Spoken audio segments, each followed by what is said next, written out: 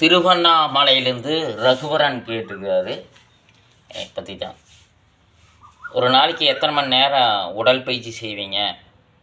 கால் நல்லா தூக்குறீங்க, நல்லா இருக்குது பார்க்குறக்கு, ஒரு ஸ்டண்ட்டு மேனை பார்க்குற மாதிரி இருக்குது.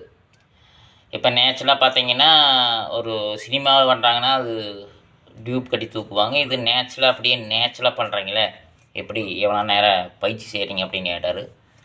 நான் வந்து 1.5 மணி நேரம் பயிற்சி செய்வேன். 1.5 மணி நேரம்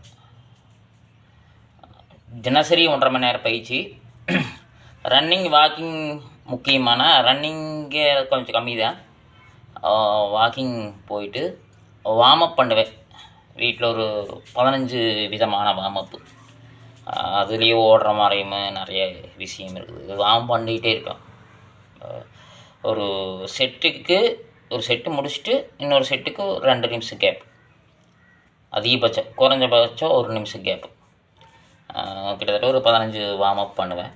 அதுக்குள்ள இடையில நிறையா வாக்கிங் போயிட்டு இதை செய்கிறது.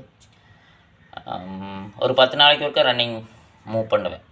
இந்த நம்மளோட வார்ம் இருக்கிறோமா இல்லையா அப்படிங்கிறத 10 நாளைக்கு ஒருக்கா அந்த வார்ம் பண்ணி பார்த்துட்டு ஓடுவேன். நான் இங்கே வீட்டில் வார்ம் பண்ணிவிட்டு வீட்டில் இந்த வார்ம் அப் பண்ண கடைசியில் ரன்னிங் ஓடும்போது பெருசாக ஒன்றும் டிஃப்ரெண்ட் இருக்காது.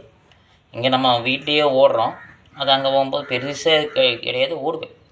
பின்னாடி ஓடுறது கிட்டத்தட்ட ஸ்ப்ரிட்டில் வந்துட்டு ஒரு 20 டைம் போவேன். இங்கே நம்ம பண்ணாலும் அங்கே போய் பண்ண முடியும். அது பண்ணிட்டு தான் இருக்கிறேன். மேக்ஸிமம் ஹோம் ஒர்க் அவுட்டு தான்.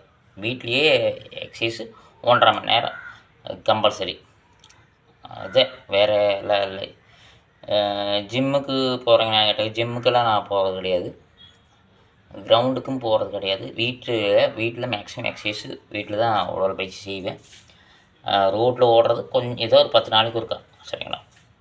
ஓகே.